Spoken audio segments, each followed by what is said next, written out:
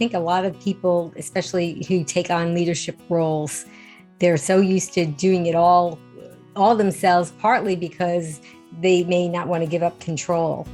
And it sounds like I'm not trying to be negative in a way. It's just that I think that when you want to do something, you want to make sure that it gets done with your vision. But if you don't ask for help, you're missing out on other people's strengths and creativity. So this is the Healthy Lifestyle Solutions podcast, and I'm your host, Maya Acosta. If you're willing to go with me, together we can discover how simple lifestyle choices can help improve our quality of life. Let's get started. After watching a PBS special on plant-based living, Amy Tasetano and her husband decide to give it a try. In this episode, we are going to talk about the importance of plant-based foods for health, the difference between processed and whole foods, and the benefits of exercise for health and weight loss. Now, Amy Tasetano is also part of the Pod Advisory Committee, that's PAC. I've spoken about the committee in the past, and so she's part of the events subcommittee. And so we are together working as a subcommittee. We're working on an online support class for all pod leaders that will air on August 27th. And so if you are a pod leader, please send me a message on Instagram, or you can send me a message on Facebook. I am at Maya_HLS_podcast. And let me know that you're a pod leader. As always, a full episode and the links for each of my guests will be found in the website. That's healthylifestylesolutions.org. I hope you enjoyed this episode. Greetings, Maya. Thank you for having me on. It's such a pleasure to have you here and to get to know you as a fellow PAC member. So I know that you have a slideshow for us, so feel free to start anytime. Sure. Well, this is a presentation that I normally give when I attend meetings or do presentations at plant-based events.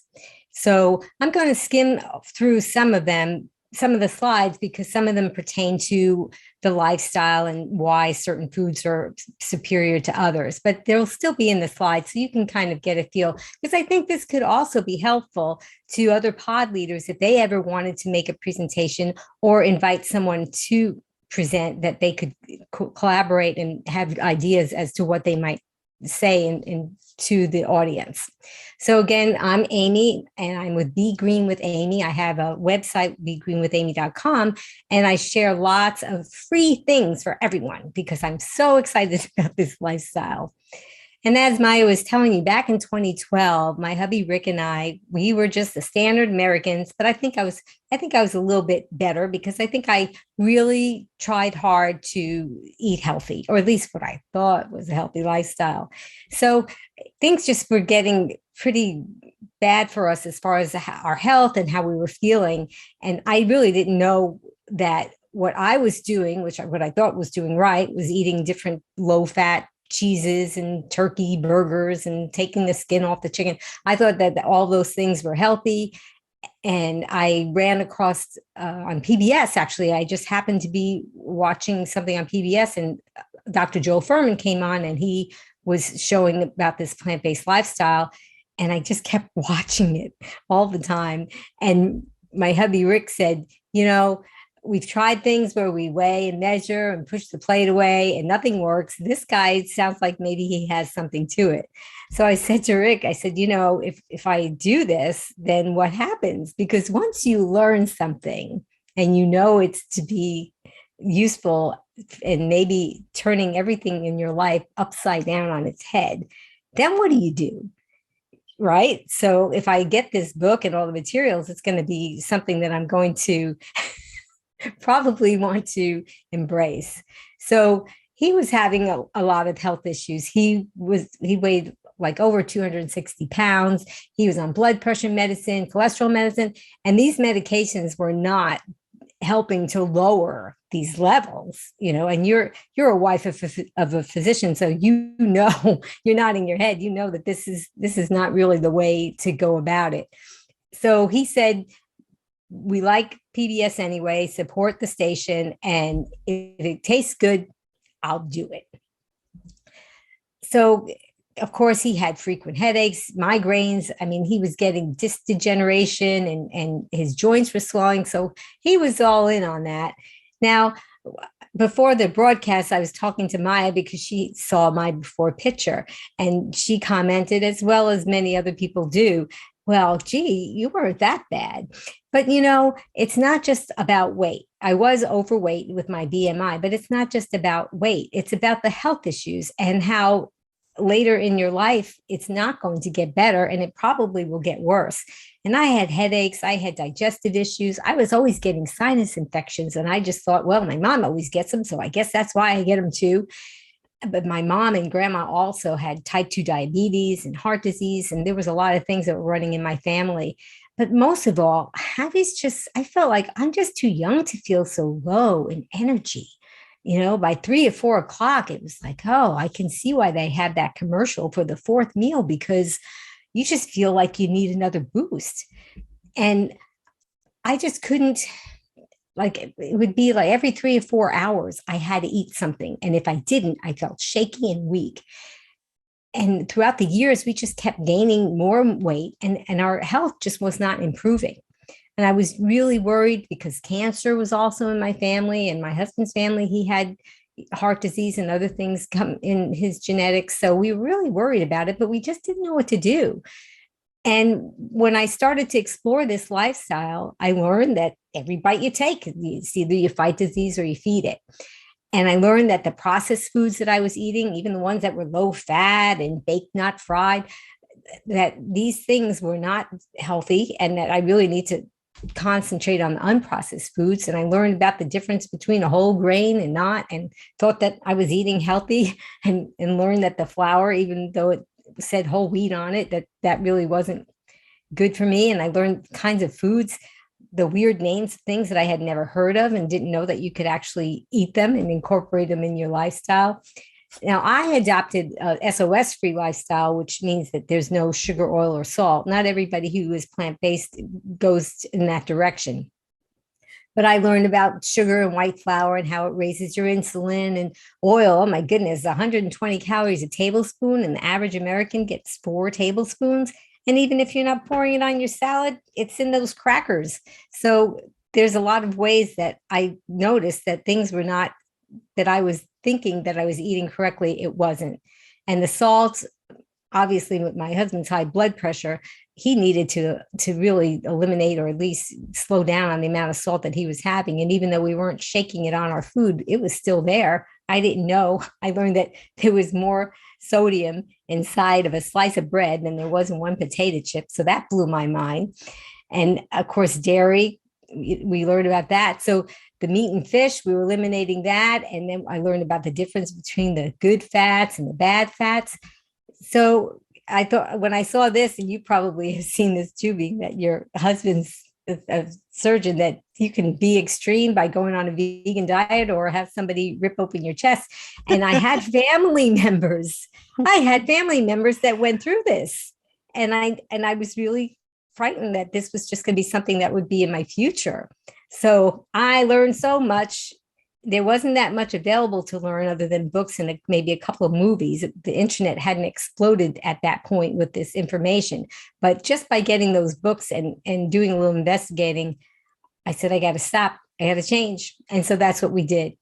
And I learned about that even though I love sweet things, I could just put dates and dried fruit and things. And my husband started to take over the kitchen because he said, as long as it tastes good, I'll do it. And at first, it didn't taste very good, especially since we eliminated the sugar, oil, and salt. But then he was converting recipes. He became the king of converting recipes and finding ways to make the healthy taste delicious. And things were. And what I loved about this lifestyle the most is because I love to eat. And I don't like to push my plate away when I'm still hungry. And now I don't get those feelings and I don't get those cravings that I would usually get, where every 2 or 3 hours. And now I can go maybe 6 hours and not even think about food. And I realized it was an addiction, and it was coming off of those terrible foods that my body was trying to get another hit from. And I learned about the calorie density chart, which was so helpful. And I use that when I coach others. And of course, PCRM had a wonderful helpful to the food plate. And I just started to incorporate those different things into my life. And I remember when my kids were younger, I read them a book called The Very Hungry Caterpillar. And I used that a lot to talk to people because we became beautiful butterflies afterwards. And it was so nice. It was such a freeing feeling. And Rick just started making so many delicious foods. And I started we both started to experience all these different kinds of foods that we never had before. And here we thought we were going to have deprivation, but we were actually eating more kinds of foods than we ever ate before. And I do still like chocolate candy, and we found a way to make that. Of course, we don't eat it in abundance, but for a little treat, we found a way to make that healthy.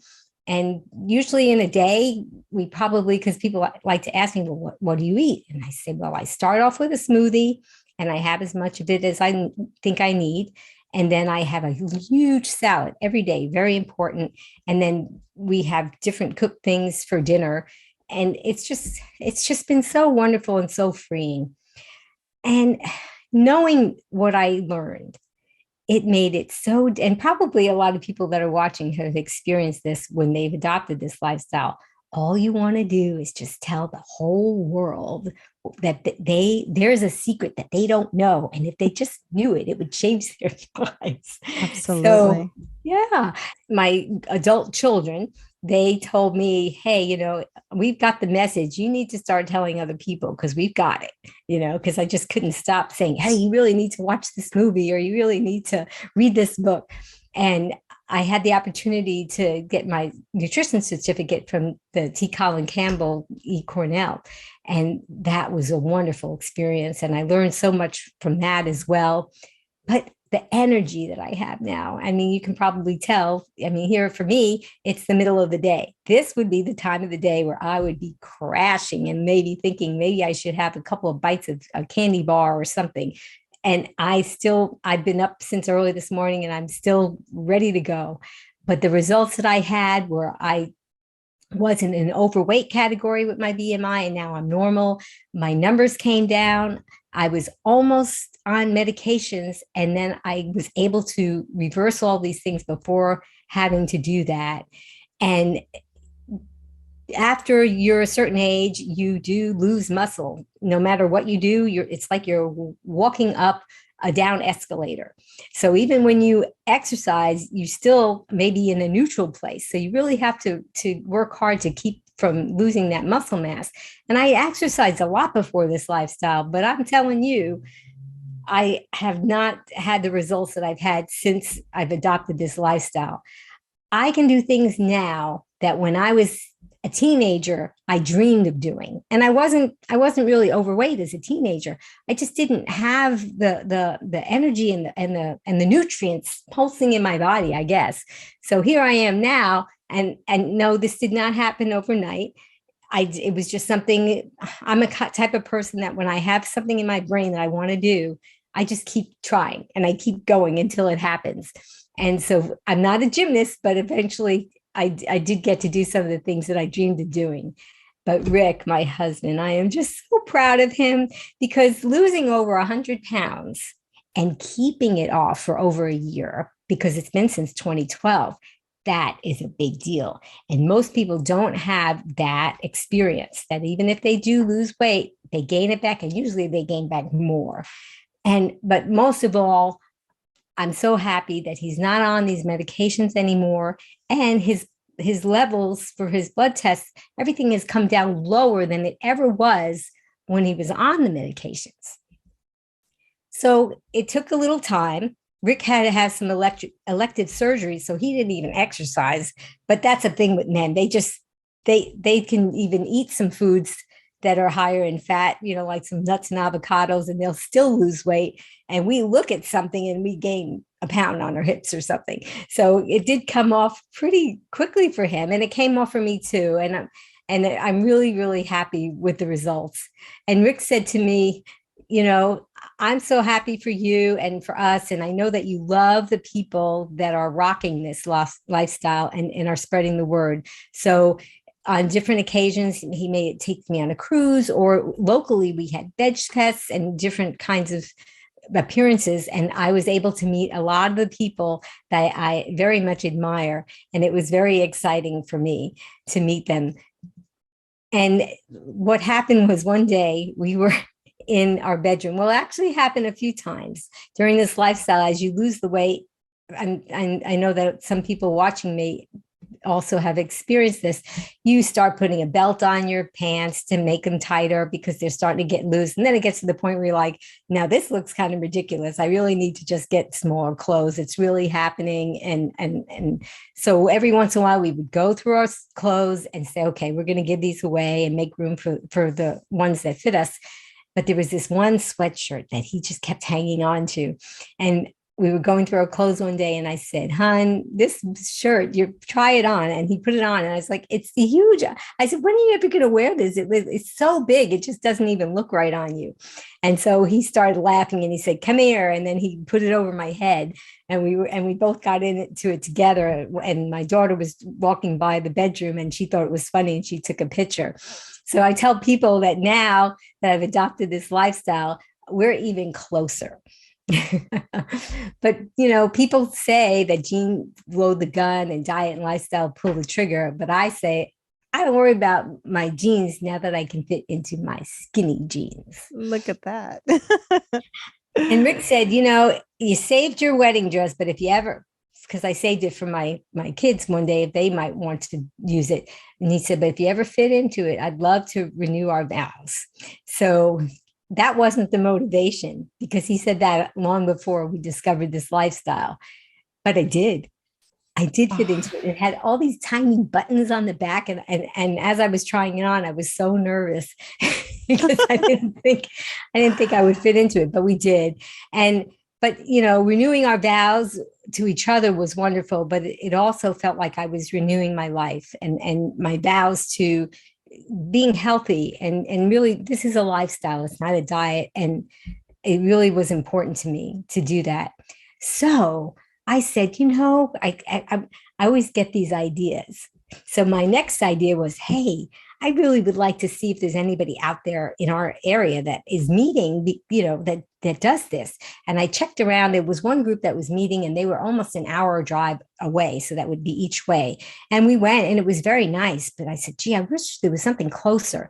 So I decided that I wanted to see if I could do this. And they had this thing on the internet called Meetup. So I said, okay, I'm going to put on Meetup that we're going to meet, but now I have to figure out what to do. I went to different restaurants and I finally found a restaurant that kind of serves some healthy food anyway. And they said that they would be willing to give us up to 35 seats and that they would be willing to cook a meal that was compliant to our lifestyle. So I said, that's wonderful. And then I went on Meetup and I made this group and then I put it out to the universe. Hey, everybody come to this event.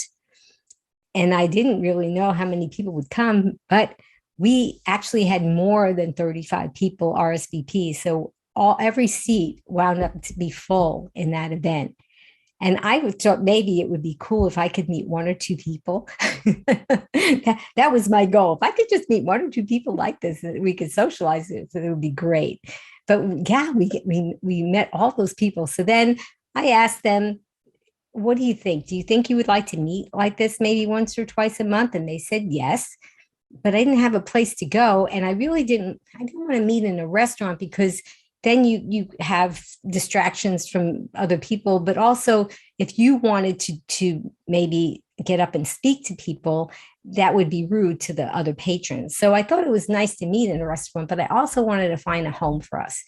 And I was surprised because I went to different churches and none of them were on board. And looking back, I think that I should have gone with a little bit different approach. I shouldn't have put on my vegan hat right away. But I did find, and we were very fortunate, a little gem in our town, which was a holistic center. And they do meditation and things like that. And they were very open to it, which was very nice. So I had twice a month, I had people come and it grew and grew. And we had guest speakers. One time we had a woman who locally made and hula hoops and did hula hoop lessons. So she taught us how to hula hoop, because it's not just about food. You have to have some kind of exercise or movement in your life. And we just had a really great time. Now, this was before Plant Pure Communities had their pod network. So that's what I did then. But then I found out about the pod network, and I said, well, this is wonderful. So I joined, and I was hoping that would also help maybe get more members. And I wound up taking over the other group that was an hour away, because that leader had other things that she needed to do. So then I wound up with 2 pods and I was going back. So that one, because it was far away, I only met with them once a month. But my local one, we met twice a month. And we did potluck dinners. And of course, each pod, the members were always invited to join in the other meetings if they wanted to. So one of the things that started to happen was I did some recipe demos, because I thought that the food was a big factor in this lifestyle. And my husband, Rick, like I said, he basically took over the kitchen. I'm more like the sous chef. So I wash the vegetables and chop them and clean the dishes and do all those things so that he can play and I can enjoy his food. So, but what I did was I found recipes that were easy to make, that only had a few ingredients, and most of them were pretty typical, recognizable ingredients. So you didn't have to buy some weird thing and not know what to do with it after the recipe was over. So Rick and I did recipe demos, and I did them, and it was a lot of fun. So I decided that I wanted to share these things, because we're doing lots of great demos at our pod meeting. And I also, what I did was I had our members do recipe demos as well. And one of the things I thought was important was to have everybody would have a name badge. So instead of getting the sticker ones, well, I had those for people that were new, but people that were returning members, I had plastic things that they could clip onto them instead. And what I did was, anytime that a member offered to do a presentation, whether it was sharing their story, showing some hacks and tips, or doing a recipe demo, I gave them a green star, kind of like when you were in school and your teacher might give you a star on the chart. And I put it on their badge, and I identified them as Green Star members. Yay. So there were some of them that had they looked like they were in the military. They just had all these stars on their badges, and it was so wonderful. So I started to put those recipe demos on my YouTube channel, Be Green with Amy. And then I made a playlist called Hey, I Can Make That. And it was of all the recipes that were, as I described, that you could just make them. It didn't take much time. Sometimes you could make them in a hotel room. You didn't need a kitchen and just a few ingredients. So that was a lot of fun. But then I started to get invited to be on other people's shows, which was really fun, because there's a lot of wonderful people out there that are doing great work. And it was really nice, because it gave me more exposure. And a lot of people started to say, hey, I found out about you through this show. And now they're becoming fans, which is great. Because for me, I just want to get the word out about this. I want people to know. Everybody has the right to know, just like they have the right to see on a package of cigarettes that it's dangerous. They have a right to know about this lifestyle. What they choose to do, that's up to them. But I think everybody has a right to know.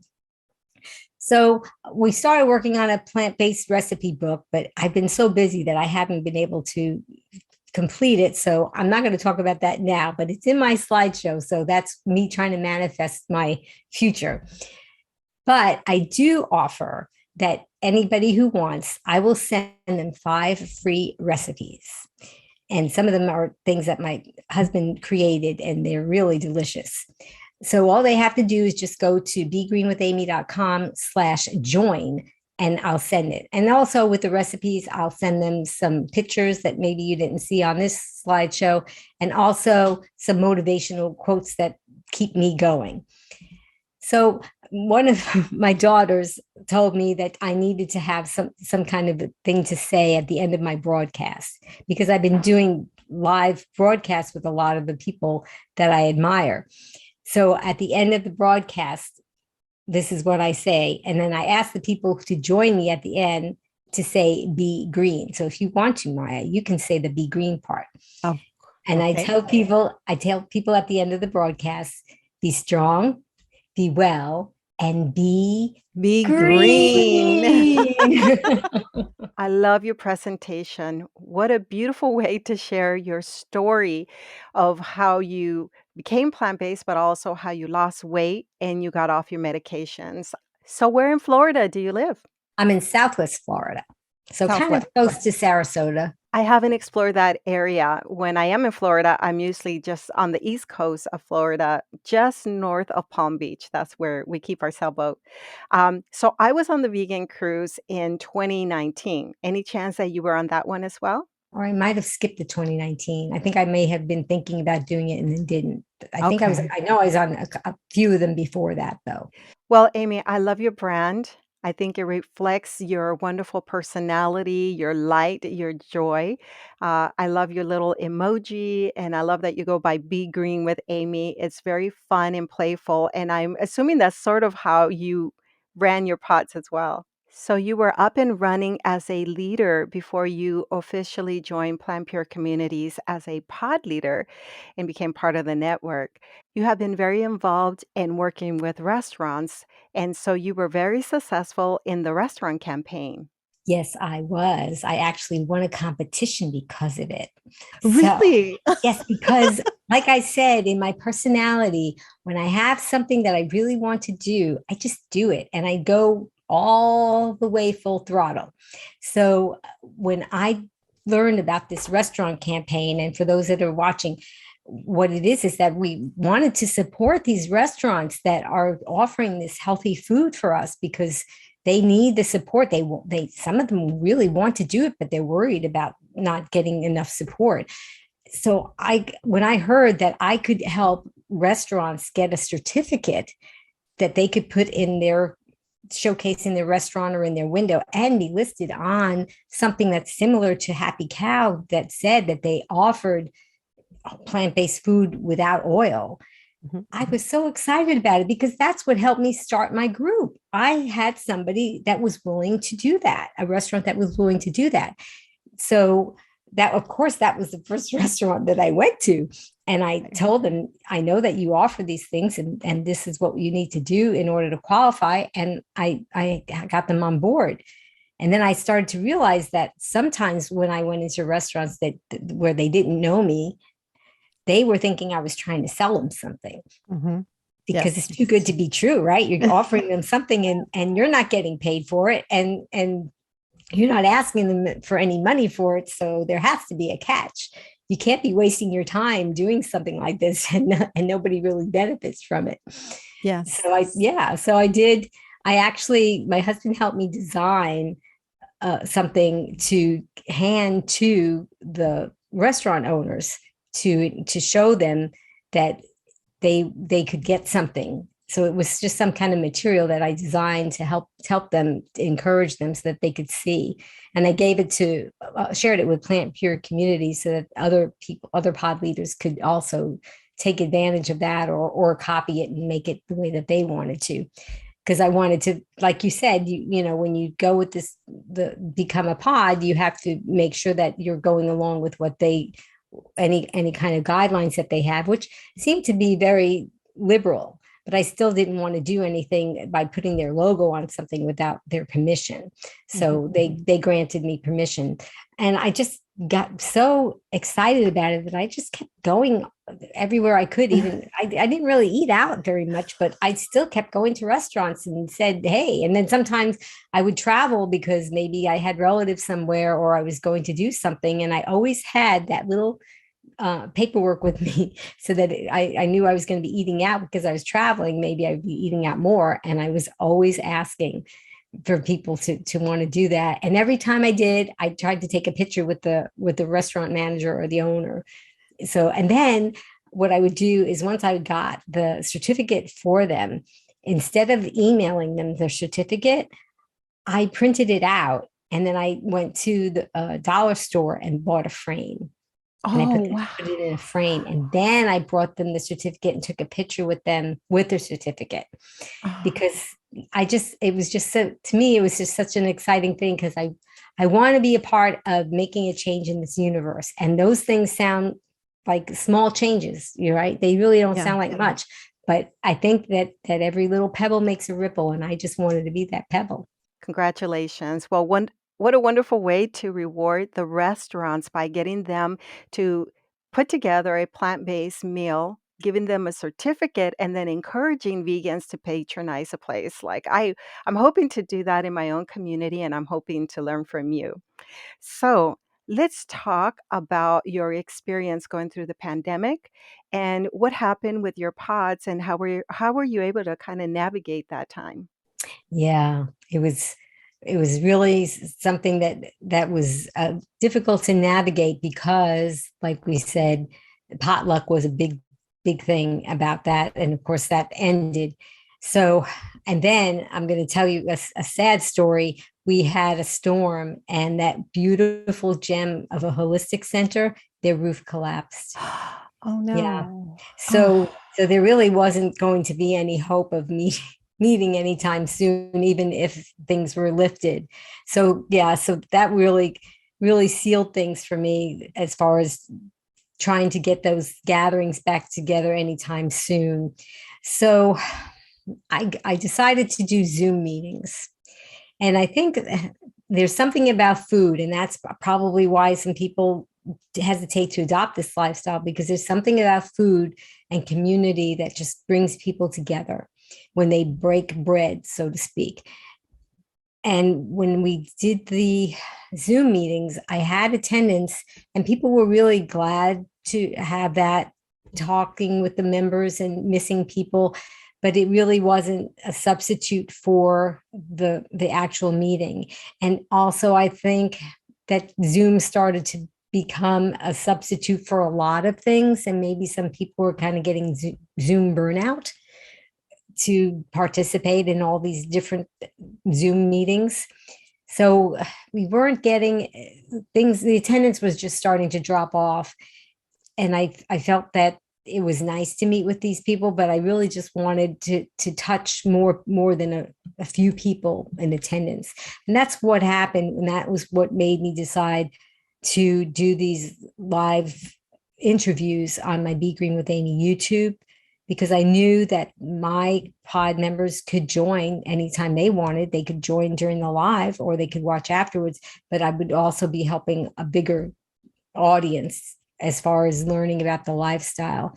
And what happened was and it's still happening during the live events, some of my pod members are coming on and they're saying, "Hey, Jeannie, how you doing? Oh, so good." They're just kind of, yeah. meanwhile, I'm doing this interview. They're making comments, and we open it up for questions that they can ask the presenter. And some of them are, they're liking to see what they're, hearing or watching, but they're here also to chat with each other. Or they might comment, "Oh, that was really interesting. Do you do that too? What recipe do you? Oh, I like to buy mine. They're talking about this particular nutritional yeast, so I would like to get mine from here." So I could still see that there was a need for the community and a need to be around the like-minded people. So that was one way that I was able to do that. But not everybody is the type of person that wants to get onto YouTube and make, interviews and presentations. So, but that was a big part of the right now, what we're doing until we figure out what our next step is. Well, your podcast is very interactive, fun, and energetic. I love how you get your listeners involved. I love how when you're going live, a lot of your followers are interacting with each other and asking questions. I think you do a wonderful job. Well, thank you. That's a big compliment coming from you, because you have a wonderful podcast. And I Thank you. admire what you do. So that's very nice. Thank you. Oh, thank you. And so now you're part of the Pod Advisory Committee. Let's talk about that. Our goal is to help revive the Pod network and to inspire Pod leaders to become more involved. Would you like to say anything about being part of PAC? And also, by the way, welcome to PAC. Well, thank you. I guess I don't know much about PAC because I haven't really been doing anything with it yet. We're about to have our first real meeting. We had to get to know you, but we're about to have our first real meeting to figure all that out. I'm a strong believer of the universe, and everybody can believe what version of a higher power if they believe in a higher power. But I'm a strong believer that there's some kind of force out there that if you open your eyes to it, you'll realize that that's the direction that you need to go into, and that the more things you put towards that energy, the more opportunities will open up for you to do even more. And it's been since 2012 that I learned about this lifestyle, and I just can't get enough. I can't get enough about the learning, and I can't get enough about the sharing. And yes, having this setback with what's going on in the world has kept us from meeting together in person, but it gives us an opportunity to tool up. It's kind of like, sometimes, I don't know if anybody's had that experience, when you go in the car wash, you can't drive anywhere, but you can go and say, oh, I can clean off my dashboard while I'm going through this car wash. I can pick up those gum wrappers that somebody that I was driving, dropped out of their pocket, or whatever it is. You can tidy up and make everything nice. And then by the time you come out of the car wash, the outside looks great, but now the inside looks a lot better too. And maybe there was some text messages, there were phone calls that you had to make, or whatever you had to do. You could do all those things while you're in the car wash. So we have to look at this as an opportunity to tool up to be even better than we were when we were trying to tool up and be pod leaders at the same time, because that's what was happening. And sometimes that was overwhelming. I was a pod leader mentor as well. And that I would get a lot of before we were going through this, I was having active pod member leaders asking me what to do to engage their pods, or how to find it, like you said, how to find a place to meet. So this is our opportunity to tool up, and without the distraction of having to host the meetings and think of what to do at the meetings if we're not meeting at this time. So I wouldn't look at it as something that now I have to give up and not be a pod leader anymore. No, you're going to be a better pod leader because you're going to use this time to strengthen up and to find more resources. So beautifully said. What an awesome opportunity to tool up. One of the things that I wish I had done as a leader was basically ask for support from other people who attended my events. One thing that you do to encourage participants is reward them. You reward your members and you encourage them to participate. And so that kind of helps to alleviate some of the responsibilities that you have. Tell us more about that.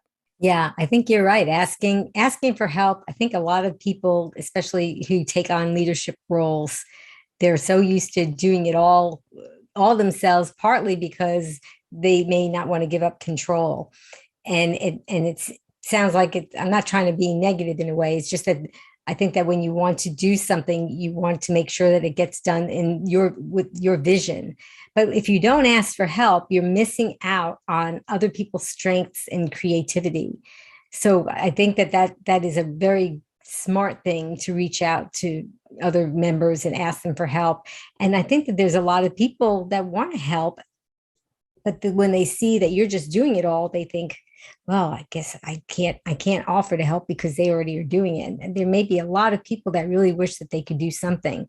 When you ask for help and you delegate even the smallest tasks, that can really help alleviate the burnout. Absolutely. What a great point. By allowing others to share in our passion and our mission of spreading the good word, we prevent burnout. Is there anything else that you'd like to share with our listeners? And what is the best way for people to learn more about you? Well, sure. You can always go to my website, which is begreenwithamy.com. And all of my social media is the same, Be Green with Amy. So you can find me. I have my live interviews that you are welcome to join if you subscribe to my YouTube channel, Be Green with Amy. You can get reminders for that. You can listen to my podcasts almost everywhere where podcasts are available under Be Green with Amy. And you can also, I had mentioned before, I think that with the recipes, if you want to get some recipes from me sent to you, and it's all free, it's not, there's no obligation for you to sign and up for anything as far as, or paying for anything. And it's begreenwithamy.com/join. I am so just psyched up about this lifestyle. And that's one of the things that I'm doing is I'm helping to coach others that are looking for help with this. So my husband and I, we do Zoom recipe lessons, and that can be to a class or to an individual. And we also do coaching. So it can either be on the phone. Some people don't want to do a Zoom, but they just want to talk on the phone.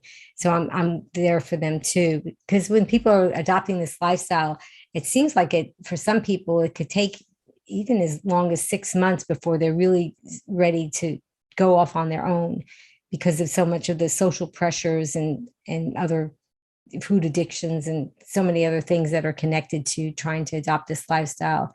But that's the main reason why I joined the Pod Network, why I'm joined the Pod Advisory Committee, because I'm really so happy to share information about this lifestyle, and I want the world to learn about it.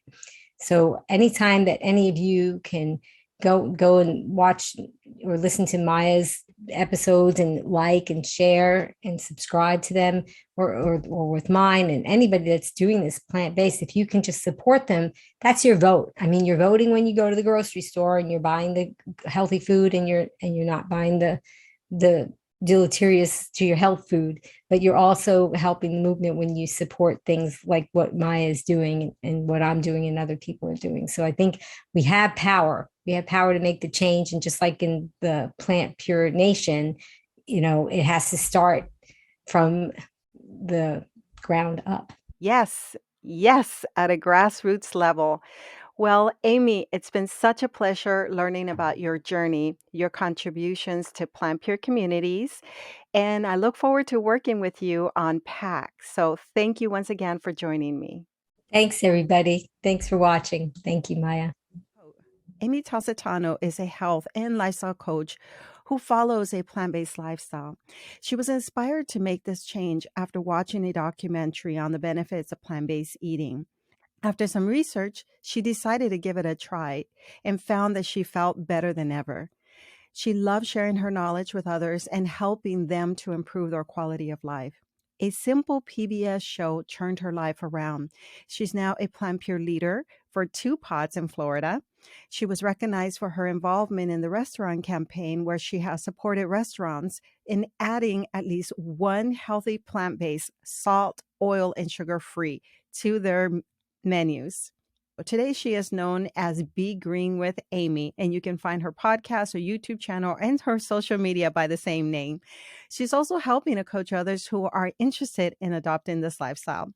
If you haven't done so, make sure that you watch Forks Over Knives. And as a matter of fact, Forks Over Knives is listed in one of the 5 apps that I recommended in last week's episode.